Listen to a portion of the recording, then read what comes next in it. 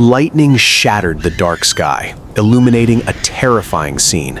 The little bird was plummeting towards the jagged rocks below, spinning out of control. He wasn't falling because his wings were broken. He was falling because of the massive, heavy sack tied tightly to his back. A burden he refused to drop even as the ground rushed up to meet him. In that split second between life and death, as the wind roared in his ears, he realized the terrifying truth. The treasures he had spent his whole life collecting were now the anchor dragging him straight into the abyss. Check right now if you are already subscribed to the channel so you don't miss the wisdom that could save your day.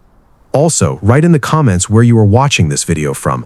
I'd love to know how far our flock has flown to be here today. In the beginning, before the weight of the world settled upon his shoulders, the little bird was simply a manifestation of pure potential. He soared high above the vast emerald canopies of the Great Bear Rainforest, his wings cutting through the mist, not with force, but with a surrendered grace. He didn't worry about the destination or the weather. He existed entirely in the flow of life, embodying the uncarved block, the state of Pu. There was no past to regret, no future to fear, only the crisp morning air filling his lungs. He moved with the wind, never against it, a perfect example of Wu Wei, or effortless action. It wasn't that he didn't fly, it was that he allowed the sky to carry him. He would dip low over the rushing rivers of British Columbia, his reflection dancing on the surface, entirely present in that split second. He possessed nothing, yet he had everything. His heart was light, unburdened by the complex narratives we weave to trap ourselves. He was the sky, and the sky was him, living a life of absolute emotional freedom without trying. But innocence, as beautiful as it is, often seeks to understand itself, and in that seeking, the trouble begins. One afternoon, while resting on a cedar branch, the little bird felt a profound sense of joy watching a golden sunset bleed into the horizon. It was so perfect that a sudden sharp anxiety pricked his chest. I must never forget this feeling. It was the first time he tried to pause the ancient wisdom of nature's cycle. He looked down and saw a small, shining pebble at the base of the tree that reminded him of the sun. He picked up the pebble and tucked it under his wing. It was small, barely noticeable, but it marked a shift in his spirit. He was no longer just experiencing the moment, he was trying to possess it. He believed that by holding on to the physical object, he could keep the happiness forever, unaware that he was stepping out of the present moment and starting a collection that would eventually ground him. The wind whispered a warning through the needles of the pine, but the bird was too busy admiring his new treasure to listen to the silence. As the seasons turned, the little bird's habit grew from a whim into a compulsion. He wasn't just collecting moments of joy anymore. He started gathering stones for everything. When a harsh storm scared him, he picked up a jagged gray rock to remember the fear, thinking that holding on to it would protect him from future pain. He was trying to freeze the fluid nature of existence, attempting to turn the water of life into the ice of memory. He didn't realize that this resistance to the natural flow was the root of his emotional baggage. The bag he wove from dried grass began to fill. There was a smooth white stone for a compliment he received from a passing hawk, and a heavy, dark lump of granite for the day he felt rejected by his flock. He called this his identity, but in truth, it was just a sack of dead weight. He was unknowingly building a monument to yesterday, convinced that these stones were essential to who he was. He was failing to practice letting go of the past, believing instead that he was nothing without his history strapped to his back. The tragedy of his situation was subtle at first. He could still fly, but the effortless glide of Wu Wei was replaced by a calculated flapping. He had to think about his movements now.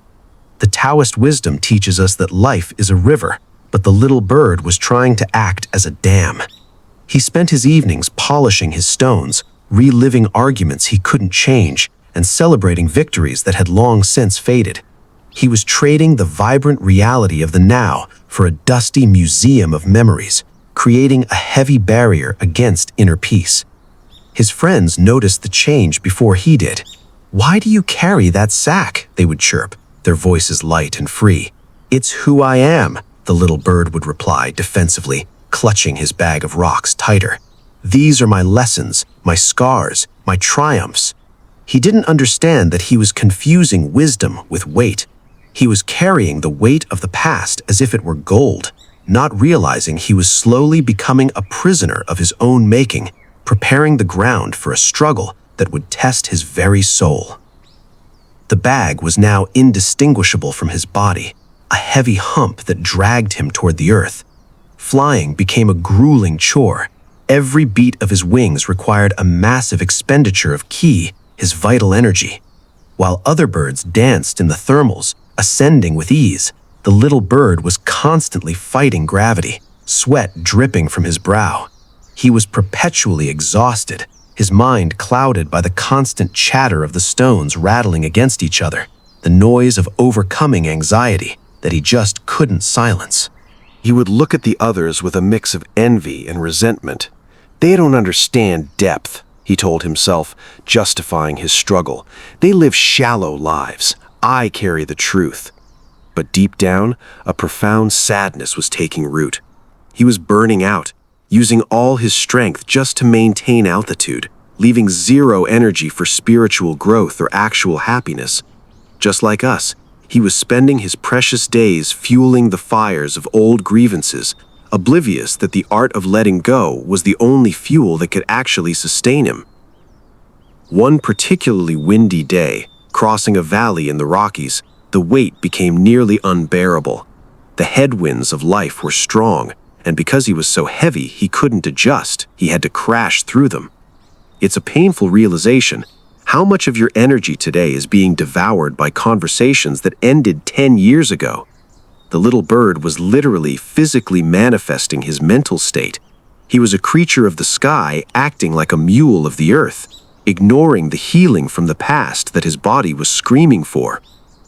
He landed on a bleak, rocky outcrop, gasping for air, his heart hammering against his ribs like a trapped moth. He was miles behind the flock. The view was spectacular, but he couldn't see it. His neck was craned downward, burdened by the sack. He felt old, withered, and incredibly lonely. He realized he wasn't living, he was merely enduring. The healing journey seemed impossible because he couldn't imagine dropping the very things that were killing him. He sat there, trembling, waiting for a sign or a savior. It was then that a shadow fell over him. Descending silently from the mist was the master, an ancient crane with feathers the color of moonlight and eyes that held the depth of still lakes. He didn't land, he simply ceased to fly, and the earth rose to meet him. He looked at the little bird, then at the bulging sack, and let out a soft, rattling laugh that sounded like bamboo chimes in the wind. The master didn't offer pity, he offered presence. He radiated such intense mindfulness that the little bird felt his anxiety pause. "You are strong, little one," the master said, his voice raspy and kind. "To carry a mountain when you were built to carry a song." The little bird puffed up, ready to defend his burden. "These are my memories, my life." The crane nodded slowly. "Tell me," the master asked, "does the mirror keep the image of the flower after the flower has passed?" The little bird blinked, confused. "No," he whispered, "the mirror becomes empty again, ready for the next reflection." The crane spread his massive wings, embodying the Zen story of detachment. "The heart of the sage is like a mirror," the master continued, looking out over the valley. "It reflects perfectly what is before it, joy, pain, storm, sun, but it holds on to nothing. You, my friend, are trying to be a museum. You are hoarding the ghosts of yesterday, while the life of today passes you by." The metaphor struck the little bird hard. He realized he wasn't reflecting the world, he was blocking it. He was so full of Eastern philosophy concepts he didn't understand that he had no room for reality. "Why do you fear the emptiness?" the master asked, piercing through the bird's defenses. "It is in the empty space that the flight happens. You cannot fill a cup that is already full of stale tea." The master didn't tell him to throw the bag away, he simply showed him the cost of keeping it. He showed him that finding happiness wasn't about adding more, but about subtracting the unnecessary. As the crane took flight again, leaving only silence, the sky began to darken and the air grew heavy with the scent of ozone. The storm didn't give a warning. It arrived with the violence of a sledgehammer. Black clouds rolled over the mountains, swallowing the light, and the wind began to scream. The little bird, terrified, tried to take off to find shelter, but the sack of stones acted like an anchor. He was buffeted side to side, his wings screaming in protest. This wasn't just rain, it was a reckoning. The universe was demanding he choose his baggage or his life. He was facing the ultimate test of mental health and survival. He was thrown against a tree, the impact knocking the breath out of him. He clung to a branch, the sack dangling precariously, pulling him toward the abyss below. "I can't lose this," he screamed into the roaring wind, terrified of who he would be without his pain. This is the crux of the ego's trap. We identify so strongly with our suffering that healing from the past feels like a death sentence. He felt the branch cracking under the combined weight of his body and his history. The rain lashed at his eyes, blinding him. He remembered the master's words about the mirror. "If I let go, I disappear," he sobbed. But the branch gave a sickening snap. He slipped. In that millisecond of freefall, panic dissolved into a strange clarity. He realized the stones weren't keeping him safe. They were the only thing guaranteeing his destruction. He had to make a choice that goes against every instinct of the hoarder: absolute surrender. He had to embrace the terrifying unknown of emotional freedom. With a cry that was half scream, half prayer, he clawed at the knot tying the sack to his back. It was wet and tight, hardened by years of neglect. His talons bled, but he tore at it with the desperation of a dying creature. The wind howled, mocking his effort, but he found a reserve of strength born not of muscle, but of the will to live. He wasn't just fighting a knot, he was fighting the weight of the past that had defined him. The knot gave way. The sensation was immediate and violent. The sack tore loose, and for a heartbeat, the little bird felt an agonizing phantom limb sensation, as if he had lost a part of his body. But as the heavy bag plummeted into the darkness below, a sudden explosive lightness surged through his veins. He didn't flap. The wind simply caught him. He was no longer a falling stone. He was a leaf in the gale. The collapse of the ego had saved him. He didn't just fly. He shot upward, corkscrewing through the storm clouds like an arrow released from a bow. The lack of weight was disorienting at first, then intoxicating. He broke through the cloud layer into the calm, starlit stratosphere above. He hovered there, gasping, feeling the flow of life rushing back into his tired muscles.